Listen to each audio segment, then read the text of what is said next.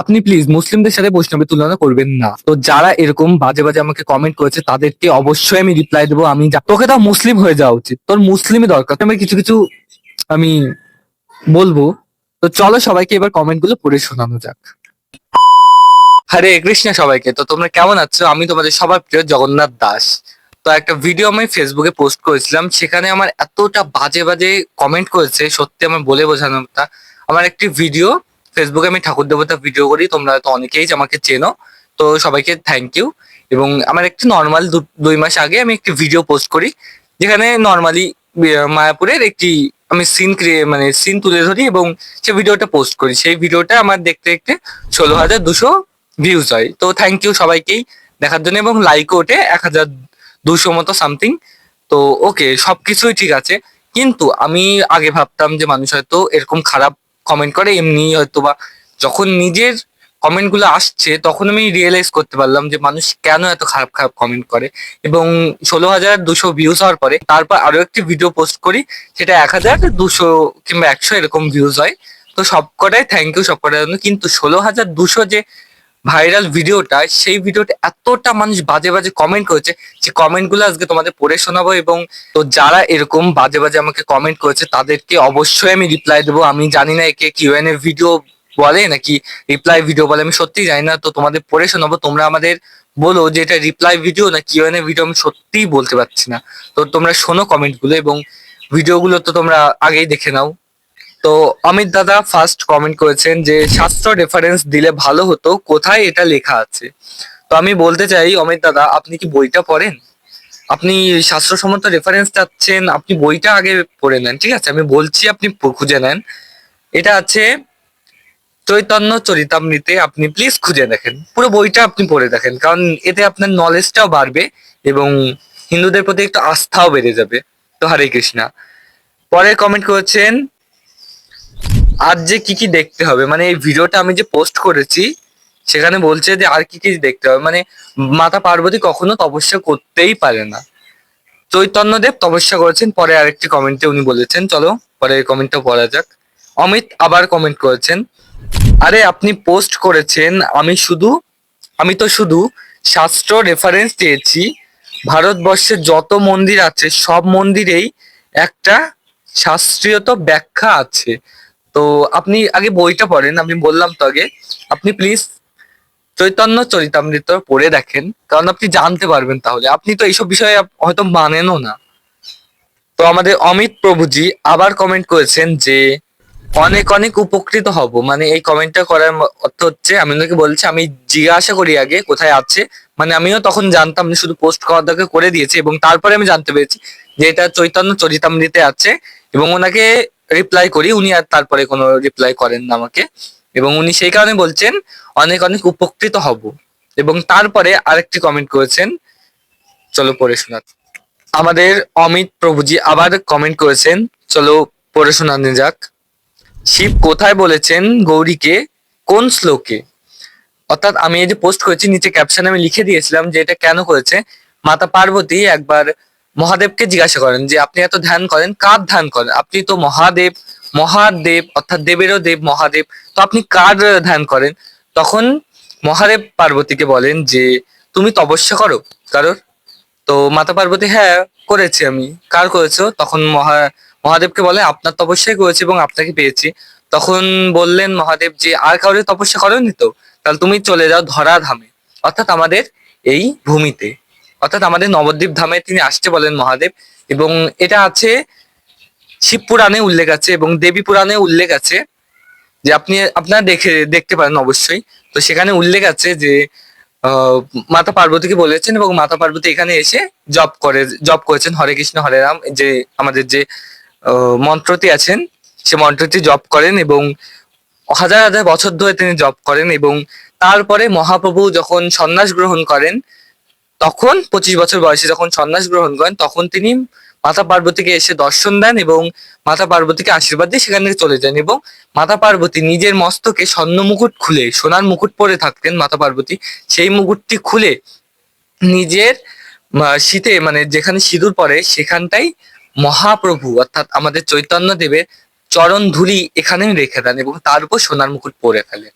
এবং তারপরে মাতা পার্বতীর তপস্যা ভঙ্গ হয় এভাবে, এবং সেখানেই এই বিগ্রহটি আছে আজ পর্যন্ত। আপনার যে কেউ নবদ্বীপে গিয়ে দেখতে পারেন। আপনার যদি কারোর দরকার পড়ে যে এইটি কোথায় আছে এই বিগ্রহটি, অবশ্যই আমাকে কমেন্ট করবে, আমি রিপ্লাই দিয়ে দেবো। এবং নেক্সট কমেন্ট রাজ কেশব, তিনি আরেকবার কমেন্ট করেছেন, দুটো হাসির রিয়াক্ট দিয়েছেন এবং সেখানে কমেন্ট করেছে, হাস্যকর যুক্তি বা জিনিস দেখালে তো হাসি পাবেই। আমি তাকে জিজ্ঞাসা করি যে আপনি কেন হাসি রিয়াক্ট দিয়েছেন, তখন তিনি এই কথাটি বলেন, আপনারা যারা বৈষ্ণব দেখছেন, যারা বৈষ্ণব হতে যাচ্ছেন বা কৃষ্ণ ভক্ত দেখতে যাচ্ছেন, তারা এই ভিডিওটার এই কমেন্টটি অবশ্যই পড়ুন। ইনি আমাদের বৈষ্ণবের সাথে মুসলিমদের তুলনা করছেন। মানে মুসলিমদের কি বলবো, আমার ঘৃণা হচ্ছে ইনার কমেন্টটা পড়তে, মানে এতটা বাজে। ইনি একজন কালী ভক্ত, ইনি দুর্গাপুজো করে, আমিও করি ভাই, আমার বাড়িও দুর্গাপুজো হয়। আপনি প্লিজ আমার অ্যাকাউন্টে ঘুরে আসতে পারেন, আমার বাড়িতে কালী ঠাকুর আছে, আমার বাড়ি দুর্গাপুজো হয়। তো আমি কিন্তু এনার মতো না, ঠিক আছে? মানে নিজের ভগবানকে বড় করছি না, আর যে বড় তো সে বড়ই, সবাই একই সমান। তো ইনি কমেন্টটা মানে বাজে, আমার মানে মনে হচ্ছে ফোনটাই ছুঁড়ে মারি, এতটা বাজে কমেন্ট। তাও তোমাদের জন্য পড়ে শোনাই, মানে এতটা বাজে মানুষের কমেন্ট আমার সত্যি পড়ার কোনো ইচ্ছা নেই। তো তাও পড়ে শোনাই, মুসলিমদের সাথে কিভাবে তুলনা করে বৈষ্ণবদের, মানে হিন্দু নামে ইনি কলঙ্ক। সত্যি আমি পরে এনাদের রিপ্লাই দিই এইটাই। তো করে তোমাদের কমেন্টটা আগে পড়ে শোনাই। এই জন্যই তো বলে, যেমন মোল্লাদের বাপের কোনো ঠিক নেই, তেমন বৈষ্ণবদের ড্যাশ বাকি তুমি বুঝে নাও। মানে ছি, মানুষ এতটা বাজে কি করে হতে পারে? আমাদের মুসলিমদের সাথে আমাদের হিন্দুদের তুলনা করছে।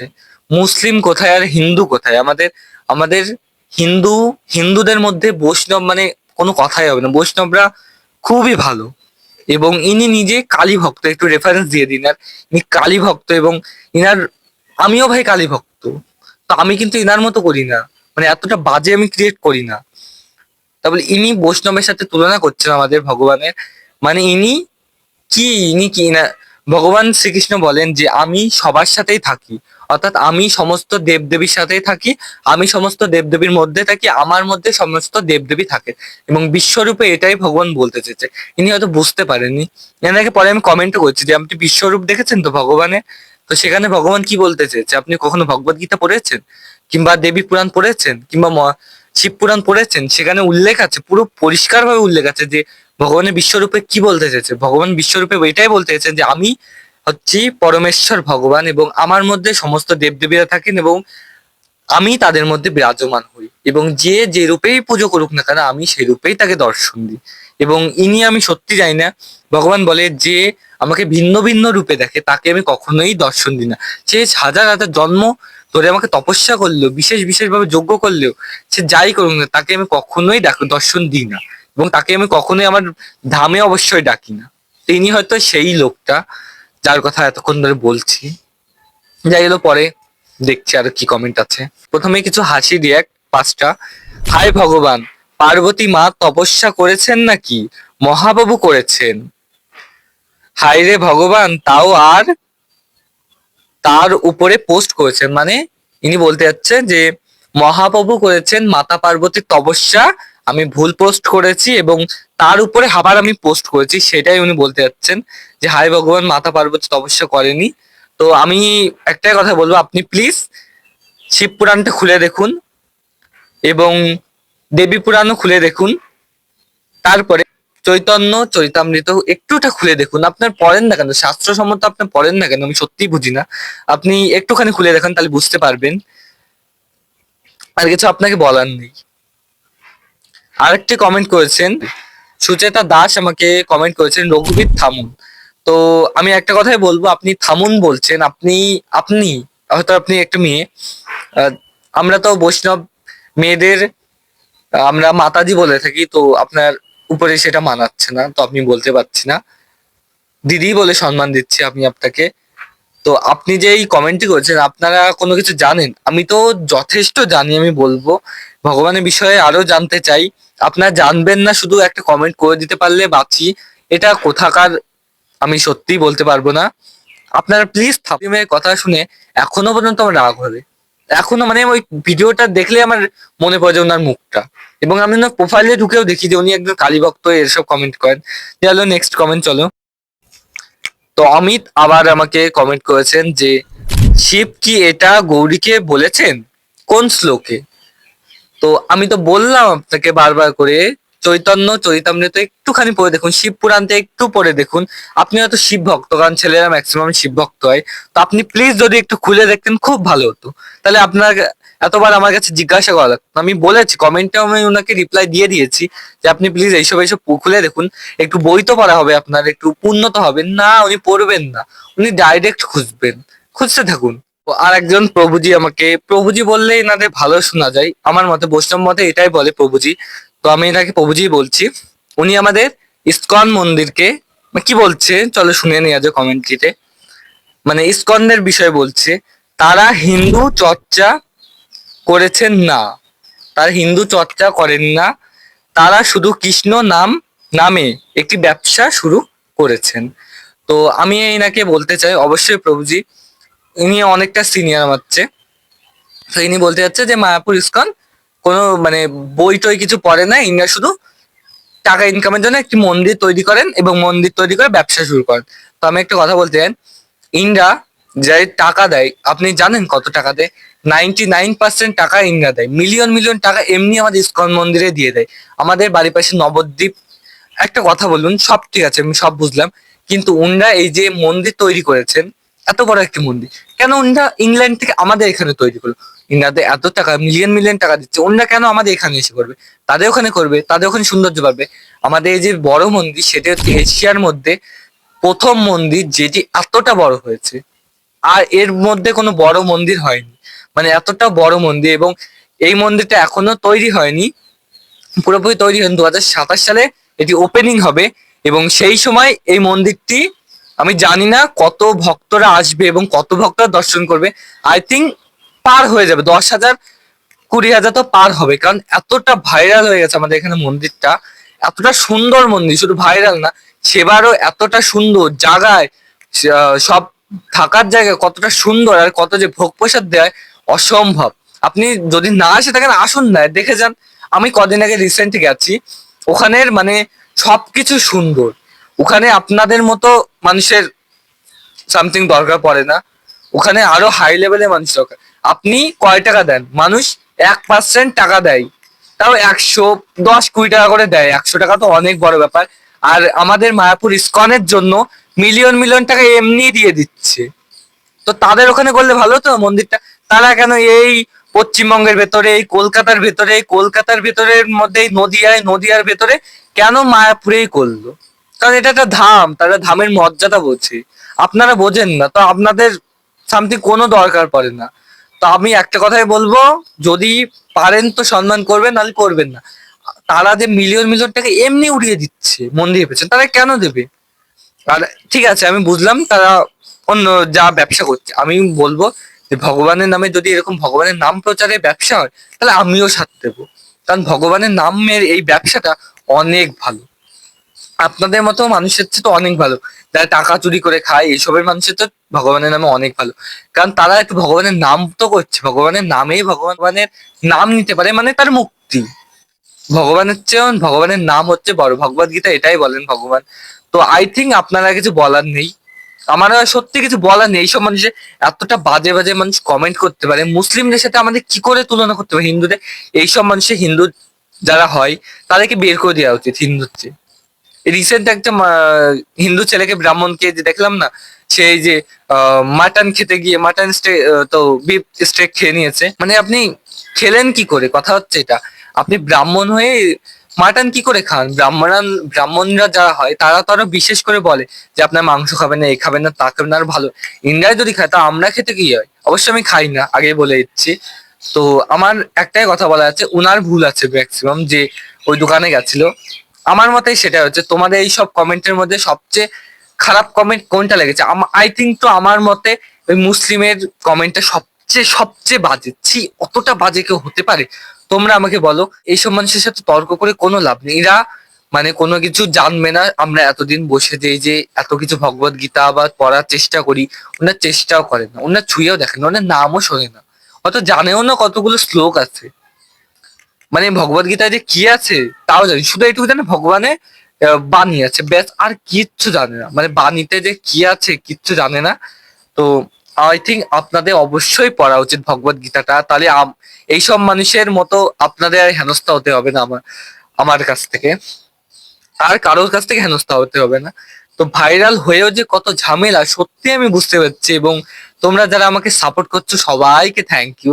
আমি লং ভিডিও করতে পারছি না, তার একটাই কারণ, কারণ আমি লজ্জা পাচ্ছি একটুখানি, কারণ ক্যামেরার সামনে আসলে একটু লজ্জা পাচ্ছি। আরো লং ভিডিও মানে কতটা বড় ভিডিও হতে চলেছে।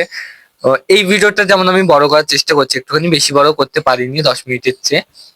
তো একটা কথাই আমি বলবো যে তোমরা একটু সাপোর্ট করো, সাপোর্ট করলে হয়তো আমি আর একটু তোমাদের বেশি ঘোরাতে পারবো। আমার কন্টেন্ট কি তোমাদের একটু বলে দিই।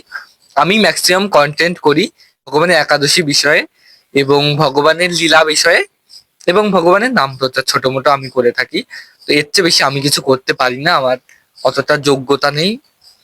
তো এইটুকু বলবো যে তোমরা একটু সাপোর্ট করো যাতে আমি একটুখানি দাঁড়াতে পারি যে পাই, এবং আমি তোমাদের মন্দিরগুলো দেখাতে পারি যে ভগবান কত কত লীলা করেছে। হয়তো তোমরা জানো না ভগবান কোথায় কোথায় কোন লীলা করেছে। নবদ্বীপে এত মন্দির এত মন্দির এত লীলা করেছে ভগবান, মনে হয় এত বৃন্দাবনেও করেনি, এত লীলা করেছে আমাদের শ্রীমতী রাধারানী এবং কৃষ্ণ এক যুগল একসাথে হয়ে, মানে একটি রূপে হয়ে এত লীলা করেছেন সত্যি বলার নেই। সোনার গৌর হচ্ছে ভগবানের অর্থাৎ মানে চৈতন্যদেবের এত সুন্দর স্বরূপ, মানে পুরো গলিত সোনা, মানে একটা সোনা গলে গেলে কেমন সুন্দর রং হয় তার হলুদ, সেই রংটা হচ্ছে আমাদের মহাপ্রভুর, সেটা হচ্ছে আমাদের ধামেশ্বর প্রভুর।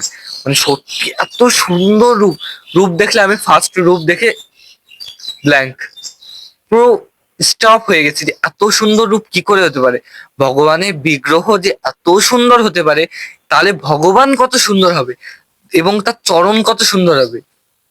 এবং সে যে কথা বলতো তার কতটা সুন্দর ছিল, তার চুলগুলো খুব সুন্দর ছিল, অসম্ভব সুন্দর ছিল।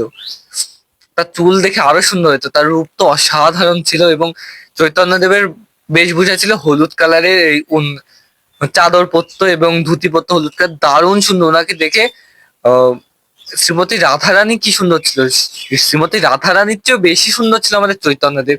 তো একটা কথা বলবো, তোমরা যদি কখনো সাক্ষাৎ ভগবানকে দেখতে চাও অবশ্যই আমাদের নবদ্বীপে আসতে হবে। সাক্ষাৎ ভগবানের কোনো জিনিস যেটা ভগবান তু বা অঙ্গে লাগিয়েছে বা স্পর্শ করেছে সেই জিনিসটা তোমরা কি দেখেছো? তাহলে আমি বলবো অবশ্যই, যদি দেখোনি জগন্নাথ দেবকে দেখো, আর আমাদের ধামেশ্বর প্রভু অর্থাৎ আমাদের যে মেন বিগ্রহ অর্থাৎ মেন ভগবান তাকে দেখো, কারণ তার কাছে একটি আছে পাদুকা, অর্থাৎ এতটুকু একটি পাদুকা আছে, এতটা বড়, মহাপ্রভু নিজের চরণে পড়েছে। এবং তিনি যখন সন্ন্যাস গ্রহণ করেন তখন তিনি সেই পাদুকা খুলে বিষ্ণুপ্রিয়া দেবী অর্থাৎ তার স্ত্রী অর্থাৎ শ্রী মা মহালক্ষ্মী ছিলেন হচ্ছে বিষ্ণুপ্রিয়া হয়ে। এবং অনেক লোক বলে যে তিনি রাধারানী ছিলেন, তো আমি জানি না, আমার মতে তিনি লক্ষ্মী ছিলেন এবং রাধারানী যাই হোক না কেন তাকে সঁপে দেন এবং তিনি সেটাকে সামলে এখনো পর্যন্ত 2026 সাল চলছে, এখনো পর্যন্ত সে পাদুকা আছে। এবং নবদ্বীপ বাসীর কাছে এতটা মানে ভাগ্যশালী, কপালটা ভালো, আমাদের কপাল খারাপ। প্রত্যেক মানে প্রত্যেক বছরে কার্তিক মাস সারা মাস কেউ যদি নিরামিষ খায়, তার লাস্ট সপ্তাহে প্রত্যেকটা ভক্তের বাড়ি যায় সে পাদুকা এবং পুজো পায়। মানে এতটা ভাগ্য, প্রত্যেকটা সাক্ষাৎ ভগবানের পাদুকা যাচ্ছে, মানে সাক্ষাৎ ভগবান যাচ্ছে। আর কিছু বলার নেই, টাটা, সবাই একটু সাপোর্ট করো সবাইকে, টাটা। আর জগন্নাথ দাসকে একটুখানি সাপোর্ট করো।